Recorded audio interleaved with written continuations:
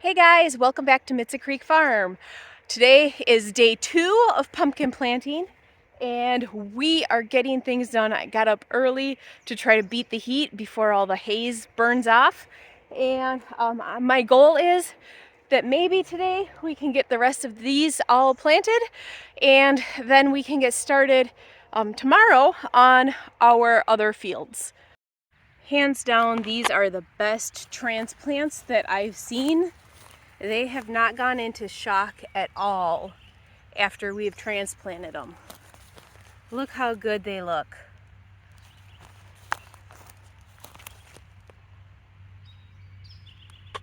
Before we do anything more, I need to put on bug spray because these mosquitoes are really bad. I normally don't use bug spray, but this year I have to. I'm getting eaten alive. They are absolutely horrible. So we're doing what we can to make life a little less miserable over here. That feels better. So our pumpkins that we grow that are longer than 95 days, we need to start indoors early. This is going to be my first year where I don't have everything started indoors early, but that's okay. Most of my pumpkins that I'm growing this year are 95 years or less, and they're bush variety. These ones that I'm planting out here are here in our Christmas tree. Where the flags are all little tiny Christmas trees that we have started over the years. And so this year, to try to kill two birds with one stone, I am planting the pumpkins in the Christmas trees, or in the rows of the Christmas trees. That way we can run irrigation and fertilizer for both of them and hopefully make up for the last few years of drought and this last winter that was really, really rough with heavy snow load and ice load. So that is what we're doing out here. I have these tarps, or these pieces of ground cover here, are all about 100 feet long, and we can go further if we need to. The boys did till further, so everything was cut to 100 feet because this is what we used over at the high tunnel. And now that I'm thinking about it, it actually might be longer than that. It might be 125 or 150 feet. I don't recall. But these are all pretty long pieces. The ground cover is burned, or the pumpkin holes are burned in the ground cover, and we reuse this year after year. So they all kind of end at the same spot as long as they started at the same spot. There's a few that are off by a few feet, but if we need to go further, we can. All the vining pumpkins are out here because they have more room to vine out, and we can space them wider. Up by the high tunnel where I traditionally grow pumpkins, we are hopefully going to rest one area. The other area we are expanding, and those will all be shorter varieties, shorter growing requirements, and they also are bush varieties, so we can fit more in a smaller area. So these ones out here are unique varieties that have long vines. So we're talking like Cinderella's carriage, what did I see? Porcelain doll, that kind of stuff. Very unique varieties that we want to have. We primarily grow specialty. We do grow some carvers, and my uncle also helps and grows carvers for us because he likes gardening, and that is something fun that he can do as well. That is kind of a win-win for us. Most carving varieties require a lot of space, and so if he's willing to help grow and supplement those for us, that makes life easier, and he also can make a little bit of money off of it too. So the mosquitoes got too bad last night to finish what we had tilled and what we had augured, and I let my neighbor borrow our auger last night, so they're going to use it this morning into this afternoon. So I'm going to try to plant. We have a half, 2 full rows ready to go. I'm going to try to get these planted. And then we have to, it's my dad's birthday today, and it is also Memorial Day. So we are going to go hang out with them for a little bit, go to the lake, relax, have some lunch, and then come back and hit this again and hopefully get the rest of this planted today. But first, my sidekick is going to be tilling another area for me where we're expanding our bush pumpkins. Oh, didn't even get it on video, Beck. And so I need to go show him where I am wanting him to till for me.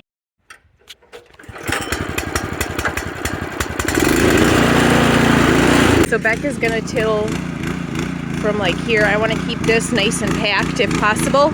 He's gonna till kind of this whole area, or as much of it as he can. And I'm hoping to go to the apple trees. The sheep just grazed, we grazed them really low in there. And so I'm hoping that we can get that area done. I'm not sure if my grapes made it. If they did, I'm gonna transplant them to somewhere else. Back to planting pumpkins. But first, I forgot my coffee in the high tunnel, I think. I don't know, I might just need a new one. There we go, that's better.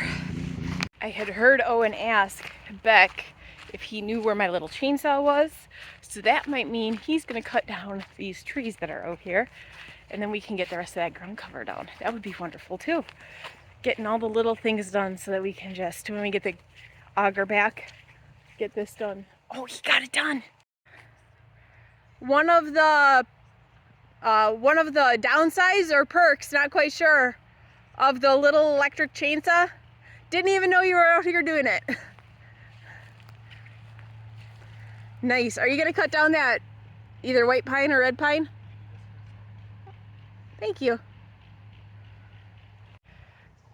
I have never seen a group of transplants look this amazing after planting.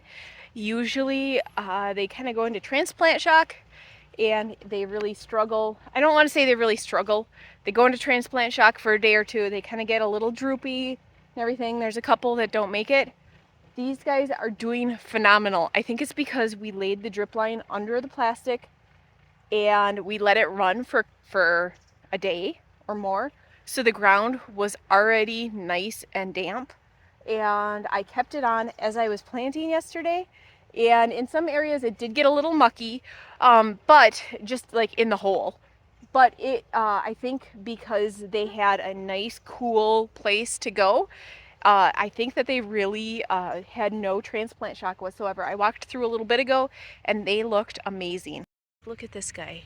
He's just rocking it. I see none that are droopy on all these rows. That is a huge relief.